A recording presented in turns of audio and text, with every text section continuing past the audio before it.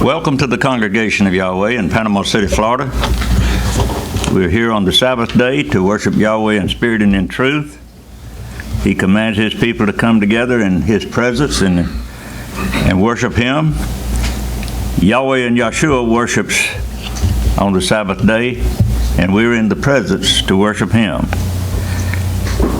Many people don't understand that. The world does not know what Yahweh has for them. Many people don't study the Bible. They don't follow Yahweh's will. And so therefore, they miss out on a lot of stuff. But one thing that we need to know, and I'll use that as a title, is the mind of Messiah. Just what is the mind of Messiah? Many people look at it that it's all intelligence somewhere out there. The mind of Messiah is what created the heaven and the earth. The mind of Messiah is what thought about humanity and put humanity in motion. But we need to have the mind of Messiah on a personal level. In Psalms chapter 135 and verse 14, and we have to remember too that the scripture is the speech of Yahweh speaking to us on a personal message. When you read the scripture, it's not about them other people. It's not about something else. It's not about something that's above our intelligence. He is speaking like a father directly to his son. And you are receiving that message. In verse 14, Psalm 135:14. For Yahweh will judge His people and have compassion on His servants. Now notice this text. He's telling you, He says, I'm going to judge you. Now, the word judge is construed by many people because they think it's a final judgment, condemnation, and like that. But judgment is the right ruling of Yahweh. Judgment is the way we should walk. We should walk in His judgment. That means we walk in His rule. Verse 15, the idols of the nations are silver and gold, the work of men's hands.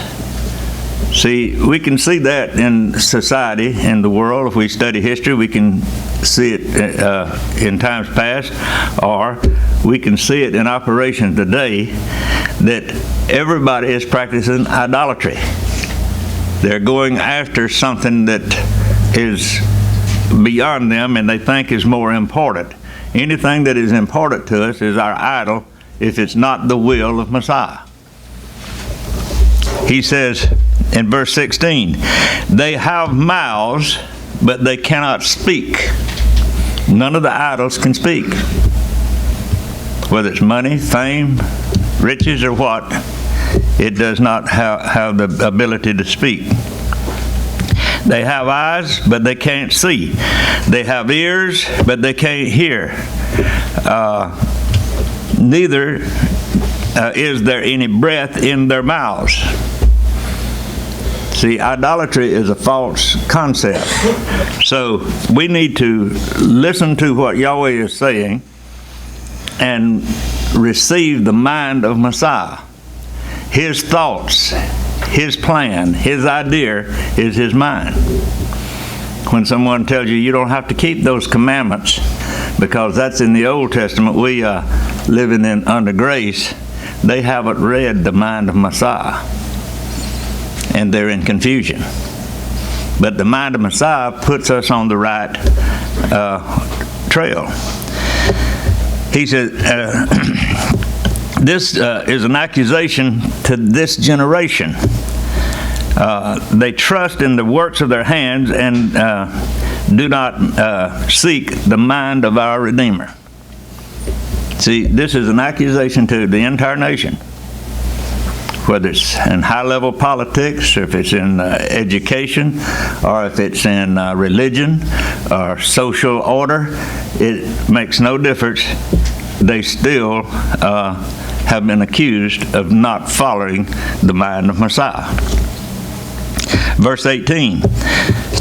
Psalms 135 and verse 18. Those who make them will be like them.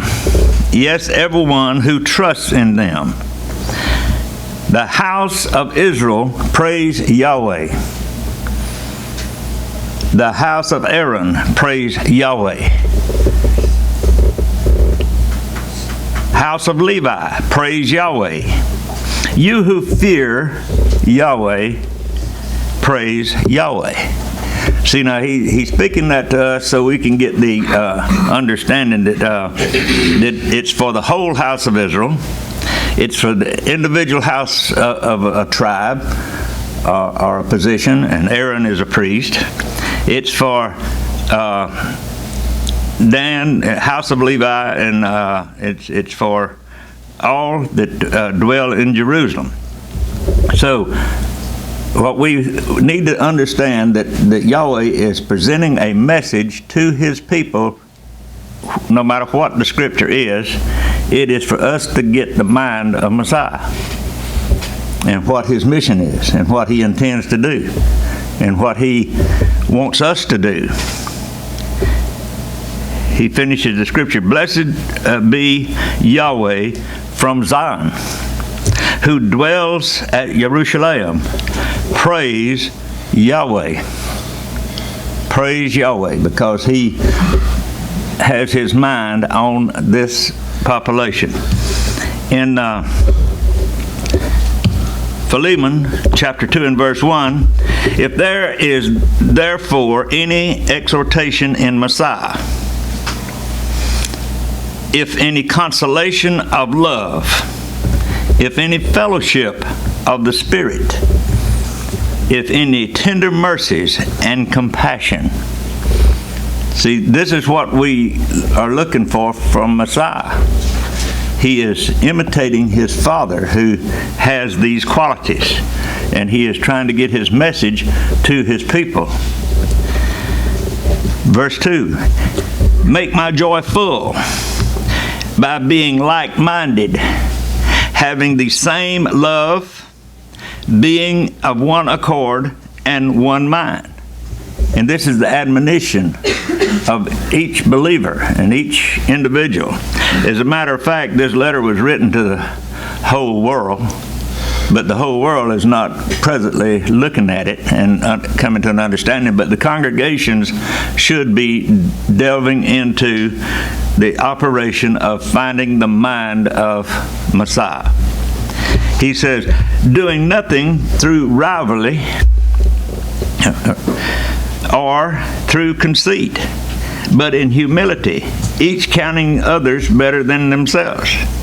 And see, this is the attitude that we should have with our fellow men, that we are not in competition with them for the spiritual things or for the right ruler, but we don't do anything in conceit, but humbly together we seek Yahweh. Verse 4, each of you not looking to his own things, but each of you also to the things of others. See, in other words, if you see somebody's goods in peril, you're supposed to protect them. Look on the other people and on their goods as though it was yours, because you want to restore it back to them. And then he goes on to say in verse 5, let this mind be in you, which was also in Messiah Yeshua. Now this is the stage that we need to be in, is that we have our minds functioning the same as he had his mind functioning. Now, one of the things about his mind, a lot of people say, well, he was the son of Yahweh, so he knows everything. This statement is not about how much he knows. It's about the direction of his mind. His mind was set to do the will of the Father. You see, and if we can get that attitude and get that understood in our own being, that we would be willing to do the will of Yahweh. then some of these other things that he was able to do, miraculous things, might come to be in our life, but it don't necessarily have to be. It just means that we need to be in the same mindset that we want to obey Yahweh just like he did. Looking forward. The word mind comes from the Greek word phroneo. Is to exercise the mind, entertain, or to have a sentiment or opinion. That's the mind. What is our opinion? By implication, to be mentally disposed, more or less earnestly in a certain direction, intensively, to interest oneself in, with concern or obedience, set the affections on, be one of the same. Let this mind regard, favor, or think. See, this is the definition of how mind is supposed to function. And we all have one. It's in our capacity for it to guide us in the right direction. We just have to think about a few things, read the scripture, begin to obey, and have a desire that we want to do what Yahweh wants us to do. And we look in the scriptures to find out what he said for us to do. And then it's when we begin to try to start keeping commandments, it's not a burden. We keep the commandments by desire. The commandments does not beat us up. There's no commandment that Yahweh has given that is oppressive to the people that receives it.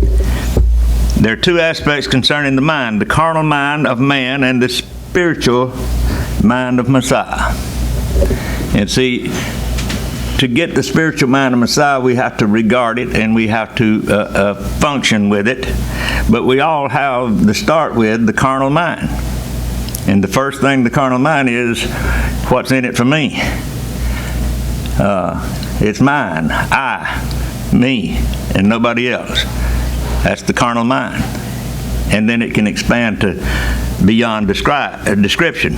But to get what Yahweh wants us to do is to have that spiritual mind and let it function. That mind that's the desire to do his will, to please him. He said, and even as they did not like to retain Elohim in their knowledge, and he's talking about the men of Israel. This message is mostly to the house of Israel. It can be to the rest of the world too, because eventually it's going to be. But Israel is the one that he is directing his energy in to teach righteousness in his realm, in his creation. He said, Elohim gave them over to a reprobate mind to do those things which are not convenient. And see, we can look at this operation in the world, and just about everything that is carnal is not convenient. Whether it's harming your neighbor or doing anything that's contrary to Yahweh's will. But Yahweh wants us to find the right way. In Romans 8 and 7, because the carnal mind is enmity against Elohim. So if we have this carnal mind and we exercise this carnal mind and we let it control us, then we are his enemy. When we want to be on his side, then we begin to allow him to bring us in that position, because he continues here. He says, for it is not subject to the law of Elohim. The carnal mind is not subject to the Torah.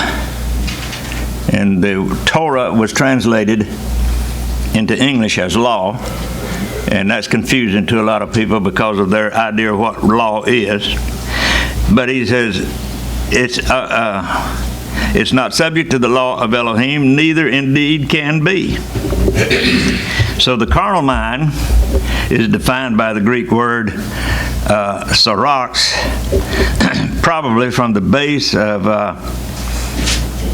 45:63 in the Strong's Concordance is flesh. Flesh is, you've heard people refer to the fleshly mind. The meat of an animal as food, or by extension, the body, as opposed to the soul or spirit, or as the symbol of what is external, or as the means of kindred, or by implication, human nature, with its frailties and the physical morality and passions. It's a human being.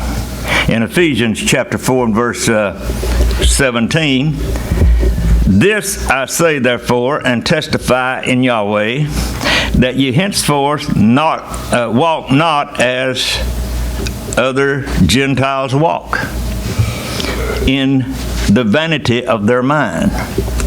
So this is the unction that Yahweh sends to us, is don't walk like the other nations. Nations stand out when they lean to righteous rule. Nations become confused and embroiled in wrongdoing when they walk not after the Spirit. And so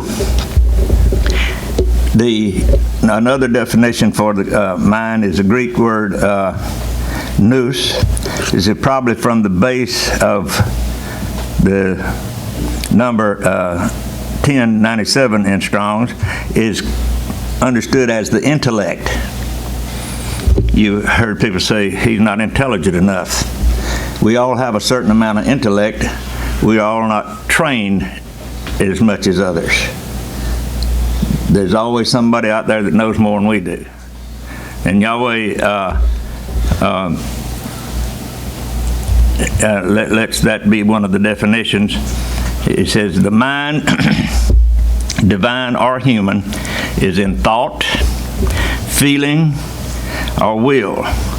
See, the mind leads us in all of these aspects so it can function in our being. By implication, meaning, mind, understanding. In Colossians chapter 1 and verse 21, and he's speaking to the people, and you that were sometimes alienated and enemies in your mind by wicked works, yet now hath he reconciled. See, he's talking to the congregation. In time past we were alienated. In time past we were enemies. And we did wicked works. Anything that's contrary to Yahweh is wicked. He says, yet now hath he reconciled. Since he has got our attention and called us to walk in his way, and we have repented and confessed, we've been reconciled. In Colossians chapter 2 and verse 18, this is a warning, and a lot of times it does not, it goes unheeded, because you can see the way the world functions and operates and the things that it does. You can see that it goes unheeded. But in verse 18 he says, let no man beguile you of your reward in a voluntary humility and worshiping of angels. Now this is false religion. This is religion that does not function by the word of Yahweh and by the scriptures, but it is designed mostly by men to justify what they're doing. He says, intruding into those things which he hath not seen, vainly puffed up by his fleshly mind. See, people delve into things that they've really not seen. They come to opinions and they try to define why they do things when they don't really know what they're doing. So they're identified as being puffed up in their fleshly mind. In Titus chapter 1 and verse 15, unto the pure all things are pure. Now Yahweh is talking to his congregation. If you are pure, all things is pure to you. is what he's saying. But unto them that are defiled and unbelieving is nothing pure. In other words, see, you can see the righteousness in things if you are looking for it by the direction of Yahweh and by the Spirit. But if you're not, if our mind is defiled, nothing is pure. And you know people, I'm sure, that are like that. There's people probably are like that and know it, and some probably don't even recognize they're like that. But they're always finding fault with everything. It don't make any difference what you do for them or what is done for them or the privileges they have. They're never satisfied. They're defiled. They have evil thoughts. In Psalms 94, verse 11, Yahweh knows the thoughts of man. See, that's one thing that we can be assured of, that we can't deceive ourselves legitimately. Now we do and suffer the consequences, but if when we are really understanding what we need to know, Yahweh knows the thoughts. And our thoughts are futile. Verse 12, blessed is the man whom you discipline, Yahweh, and teach out of your law. Now see, this is Yahweh speaking to each individual. And when you read the Bible, Yahweh's speaking to you. You're his captive audience. So this, when you read it as Yahweh is speaking it, as your instructor and as your authority, he is teaching us out of his law. So that dispels the idea that he's done away with his law. He has not done away with the law, and he has not changed his method of salvation. Verse 13, Psalm 94:13, that you may give him rest from the days of adversity until the pit is dug for the wicked. In other words, he's going to continue guiding his people, directing them until all has been fulfilled. In verse 14, for Yahweh won't reject his people. Now, a lot of people get the idea that they've done something that they're guilty of, and they think that Yahweh's forsaken them. Yahweh will not reject his people. Read the scripture. There's nobody more evil than what David was while he was king. But Yahweh didn't reject him. All the other main characters that did things, and Yahweh brought them back. And he is going to bring back his entire creation. The people are not going to be rejected, is what he is saying here. Neither will he forsake his inheritance. Now this is the scripture that identifies what people are. They're the inheritance of Yahweh. He treats us as an inheritance. So if that be the case, then we have value in the eyes of Yahweh. In Psalms 37 and verse 28, for Yahweh loves judgment. Judgment. Now, some people would think that Yahweh loves judgment because it beats people up. But judgment is right ruling. The righteous ruling is what Yahweh is trying to get the people to understand, and that when we're walking in judgment, we're doing the right thing. Now, when we're outside of judgment and we're resisting, we're not functioning under judgment. But the end result will be condemnation. And there's a difference between condemnation and judgment. He said, and forsake not his saints. They are preserved forever. Yahweh is looking for his people to be preserved forever. He loves his creation. And he set it up to where we can receive the benefits of his love.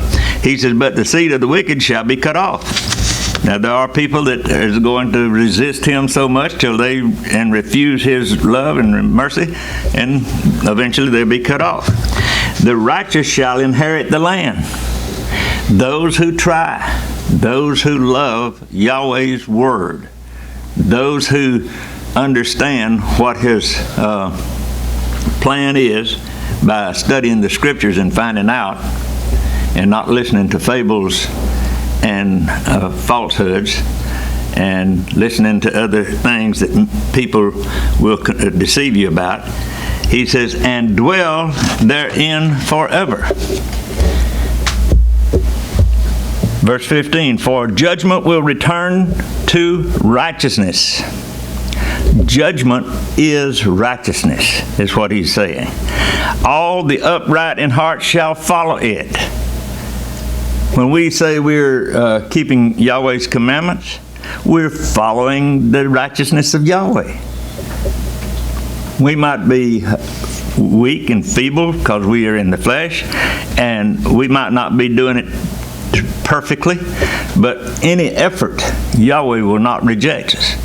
He says in Deuteronomy 15:9, beware that there not be a base thought in your heart. Now, this scripture, Deuteronomy 15, is when Yahweh is commanding the people about the rules that he set up for Israel to operate under, and it's one of the rules that nobody knows anything about. Nobody does, and that's the 7-year release of the debts. See, if we had an economy operating on that fashion, we would have no poor with us, and we wouldn't have any super rich holding all the money either. But it would be for the benefit of the people. But here's what he's saying. When you come to the time when you got to release a fellow from his debt, don't have a base thought in the heart. He says, saying, the 7th year, the year of release is at hand, and your eye be evil against your poor brother, and you give him nothing. See, this is one of the things that the people are supposed to understand, is we're looking out for the welfare of the whole tribe, so to speak. And he cry out to Yahweh against you, and it be sin to you. See, if we fall for that trap, we get snared by sin. And so we need to think about it, because our goal is to do the will of Yahweh, to have the mind of Yahshua. In Psalm 64 in verse 5, they encourage themselves in evil plans. They talk about laying snares secretly. They say, who will see them? And this seems to be the attitude of the world today. In all the public news that you hear about the government and about every kind of organization that's operating, big business, little business, it don't make a difference, unions, whatever, they are laying snares and secretly planning plans to receive everything for themselves. That's basically what it turns out to be. They plot injustices, saying, we have made a perfect plan. That sounds like a governmental congressional law. It's been a perfect plan. We'll all vote on it. You know, that's... Surely man's mind and heart are cunning. See, we have operation in the carnal mind, a very cunning society. But Elohim will shoot at them. It falls apart. We can see in the news this week how certain plans that was presented, and bold statements made, and then the plans fell apart. They will be suddenly struck down with an arrow. So we have been forewarned as a population that Yahweh is not going to allow the wicked plans of men to survive. In Proverbs chapter 15 and verse 26, Yahweh detests the thoughts of the wicked, but the thoughts of the pure are pleasing. See, all wicked thoughts no matter what they are, Yahweh detests them. But if we, in simplicity, put our confidence in Yahweh and we have pleasing thoughts, I have pure thoughts, Yahweh is pleased with it. He says in verse 27, he who is greedy for gain troubles his own house. And we've seen examples of that. Some on the local scene. Families breaking apart because they're forever going after greed. But here's what he says, continuing. But he who hates bribes will live. Do not receive bribes. We detest bribes when we are following after Yahweh, because we're going to live. He says in verse 28, the heart of the righteous weighs the answers. See, we have to make decisions all the time. But if you got a righteous heart, you weigh the answers and you think about it a lot before you make a quick, hasty decision that will entrap you. He said, but the mouth of the wicked gushes out evil. And we see that happening all the time. In Proverbs 23:7, but as he thinks about the cost, so he is. Eat and drink, he says to you, but his heart is not with you. See, this is false deception in everyday life. In Proverbs 24:8, one who plots to do evil will be called a schemer. One who operates his life by evil thoughts is what he's talking about. The schemers of folly are sin. That's verse 9. The mocker is detested by men. And see, you know, there's a lot of people that never take the Bible down and read this scripture. There's people walking around today that has never read the book of Proverbs, never read the book of Psalms. Many of them have never read the Old Testament because the tradition is the Old Testament has been done away with. And we're now living under grace. But they have a false definition of grace. Grace is not the pardon for sin. Is not to continue in sin. Grace is the pardon from sin. And when we pardon from sin, we no longer continue in, so we have to keep the commandment. And that's the difference in the thinking that most people get confused with. He said, if you falter in the time of trouble, your strength is small. And then we go to the book of Jeremiah, chapter 4, verse 14. Jerusalem, wash your heart from wickedness, that you may be saved. How long shall your evil thoughts lodge in you? Now he's speaking this to the population of the Israelites that look to Jerusalem as the central force of understanding government or whatever. A lot of people's got a different idea of what Jerusalem really means in Yahweh's mind. But anyway, he wants to alert us about the evil that's in the world. He says, for a voice declares from Dan, a tribe of the house of Israel, and there's 13 houses of them, and some have done great things and some have not been so prosperous. But they all have sinned and all had to turn back to Yahweh. And he says, and publishes evil from the hills of Ephraim. Now, I'll read that again. For the voice declares from Dan and publishes evil from the hills of Ephraim. So Israel as a nation, when they went into captivity, they were carried away because of their sin and their evil.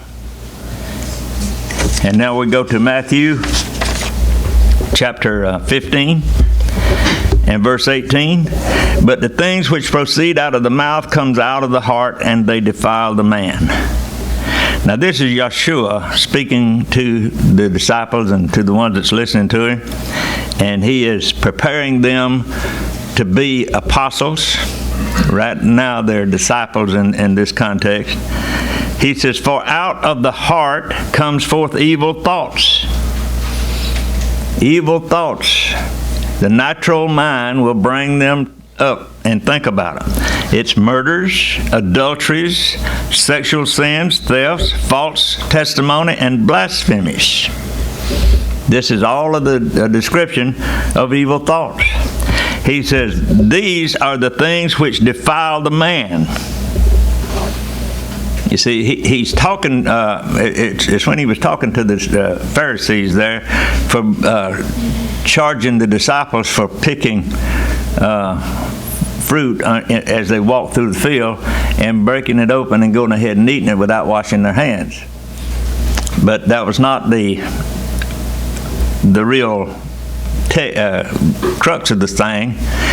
They were talking about ceremonially washing their hands. You know, they had traditions that they went through a ritual to wash their hands. But he says, to eat with unwashed hands does not defile the man. We can get by with it. Evil imaginations. And this is one of the things that's in the world that we need to look at. In Proverbs chapter 6 and verse 18. Let's drop back to 16 and read, said, these 6 matters Yahweh hates, and 7 are an abomination to him. There's some things that Yahweh does not like. And here's one of them, a proud look. That's somebody that's always better than the next fellow around him. Thinks quite a bit of himself. A lying tongue. Someone that's always telling a falsehood. And hands shedding innocent blood. Any time that somebody causes loss of life, no matter what stage they're in, and especially if they do it with their own hands, that's murder. Yahweh hates that. He said, the heart deceiving wicked schemes, or devising wicked schemes. Feet quick to run to do evil. You ever known anybody that would, if you wanted to start some trouble, they were right ready to go with you? Yahweh don't like that. A false witness, breathing out lies. Someone that is always telling lies and deceiving people. Yahweh hates that on any level, from ignorant, uneducated to the super educated. He hates it. He says, and one who causes strife among his brothers. Yahweh loves peace, and he don't like strife. That's what he's saying. My son, watch over your father's command, and do not forsake the Torah of your mother. So this is an admonition. Do not forsake the Torah of your mother. And that can be expanded to the Torah of Yahweh, which is the guide to righteousness. Don't forsake it. He says, bind them on your heart always. That means remember them to where when it becomes necessary, they come to the forefront of your thinking. They help you with your decision.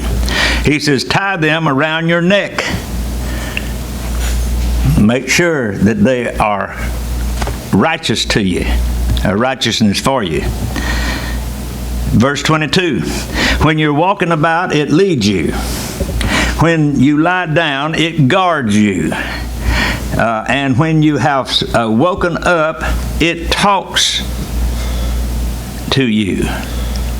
Have you ever sit around and had thoughts and it just kept, scriptures kept coming to you, and you reason things out privately between you and Yahweh? That's what he's talking about.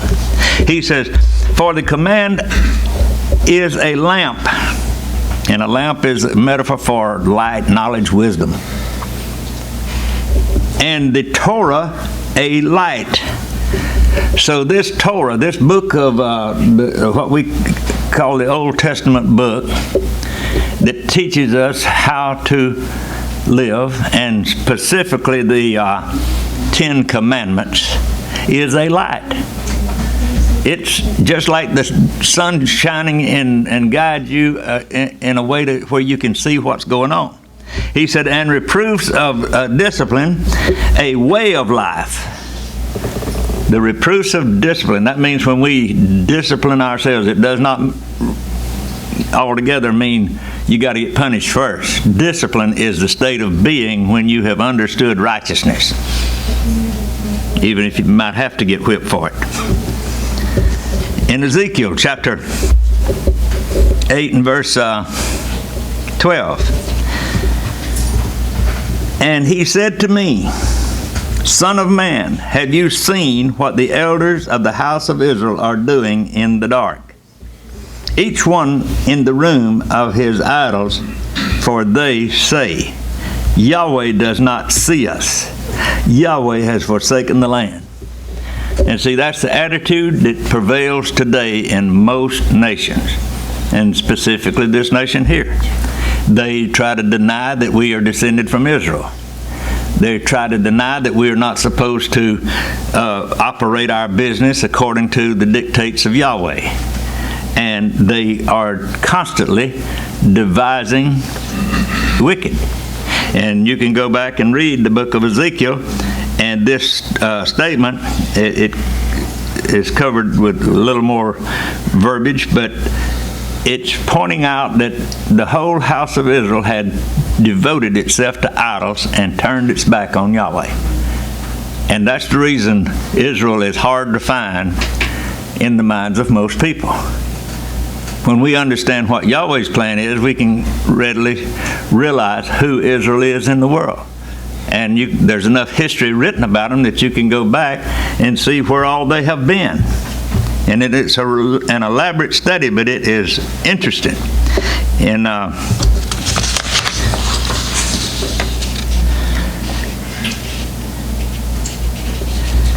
let's see. I want to skip over to Romans chapter 8 and verse 6. We're speaking about the mind of Yahweh, and specifically the spiritual mind. We need to be spiritually minded. That don't mean to be scatter-minded and think about stuff that's not possible, but it means that we are spiritually minded. We seek out what Yahweh specifically wants us to understand. In Romans 8 and verse 6, for to be carnally minded is death. When we devote ourselves to the carnal process of this earth, it will lead us to death. But to be spiritually minded is life and peace. See, we need to be spiritually minded, and that means that we read the Scripture for the food of thought. It brings our mind up to the level that Yahweh wants us to be, so we can think on the level that we need to think.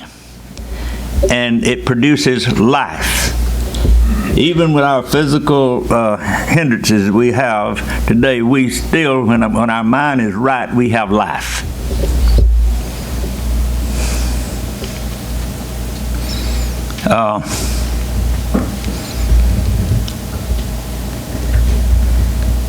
In 1 Corinthians chapter 2 and verse 16, for who hath known the mind of the master? Now, the apostle here was analyzing for his apostles and followers when he was writing this, and he asked this question, that he may instruct him, but we have the mind of Messiah back to but we have the mind of Messiah. Excuse me. Stop with Messiah. What is the mind of Messiah? It's the attitude that we have when Yahweh has our attention. It's the attitude that Yahshua had when he was on the mission to come to this earth and do the will of the Father. So our same mission is to do the will of the Master, the Father. Do the will of Yahweh, and that is come to righteousness. In Philippians 2:5, let this mind be in you, which was also in Messiah Yahshua. See, we have been admonished to let the mind of Messiah work in our lives. Have a desire to do His will. See what Yahweh can do in our lives with the expansion of the blessings that He gives us when we are in His perfect will. That's what He's talking about. In Ezekiel chapter 8 and verse 4, and behold, the glory of the Elohim of Israel was there, according to the vision that I saw in the plain. Now this is Yahweh speaking to the people through Ezekiel, telling them what is going to transpire in this vision. He said, then said he unto me, Son of man, lift up your eyes now the way toward the north. And I lifted up mine eyes the way toward the north, and behold, northward at the gate of the altar, this image of jealousy in the entry. He was looking for what was going wrong. Really, he found something going wrong. In verse 6 it says, and he said furthermore to me, Son of man, see thou what they do? What is going on in Israel? Look at it. Even the great abominations that the house of Israel committed here. See, Yahweh is looking at ancient Israel, and He's looking at future Israel. Most people's mindset has lost future Israel. They don't know who they are or where they are and what they're doing. They can't identify. But it would behoove us if we could. And this is Yahweh speaking, so listen to what He is saying. That I should go far off from my sanctuary? Now, is this a question that most people think? That because they can't see Him, He's left His sanctuary and went back to heaven, and He don't pay any attention to us anymore? We're down here to do whatever we want to do, take advantage of all of the aspects. He says, but turn you yet again. Think about it now, turn.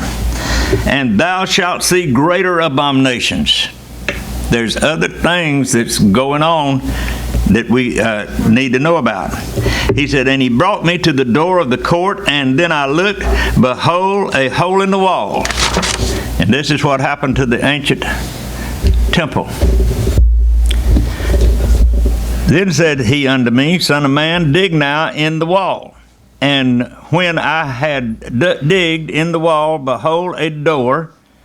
And verse 9, and he said to me, go in and behold the wicked abominations that they do here. See, they've set up a temple. They've introduced wicked things in the temple, is basically what he's saying. In verse 10, so I went in and saw, and behold, every form of creeping things and abominable beasts and all the idols of the house of Israel portrayed upon the wall around about. And this is a description of cathedrals.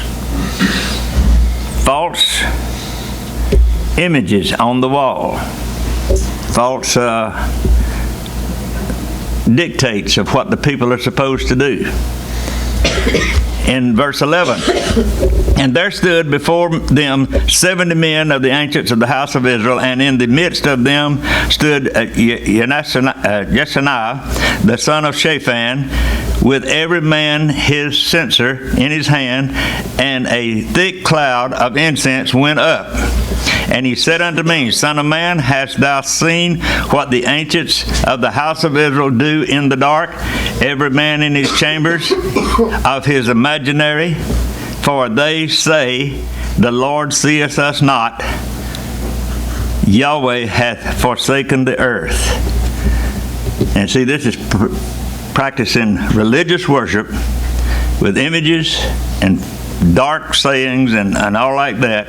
And Yahweh is accusing the nations of just what went wrong. And Israel was one of the nations. It was not isolated to doing wrong. All the nations was doing wrong. But he goes on to say, verse 13, he said unto me, Turn thee yet again, and you shall see greater abominations that they do. Then he brought me to the door of the gate of Yahweh's house. It was toward the north, and behold, there sat women weeping for Tammuz. In other words, in the house of the temple, the women was weeping for a false deity. He said, Then said he unto me, Hast thou seen this, O son of man? Turn thee yet again, and thou shalt see greater abominations than these. And he brought me into the inner court of the house of Yahweh, and behold, at the door of the temple of Yahweh, between the porch and the altar, were about 25 men with their backs toward the temple and their faces toward the east, and they worshiped the sun toward the east. And this is religion today, worshiping the sun toward the east. He says, Then he said unto me, Hast thou seen this, O son of man? Is this a light thing in the house of Yehudah, that they commit the abominations which they commit here? For they have filled the land with violence, and have returned to provoke me to anger, and lo, they put the branch to their nose. In other words, they thumbed their nose at him, is what he's saying. That is those who do not delve into the Scripture and try to follow the Scripture.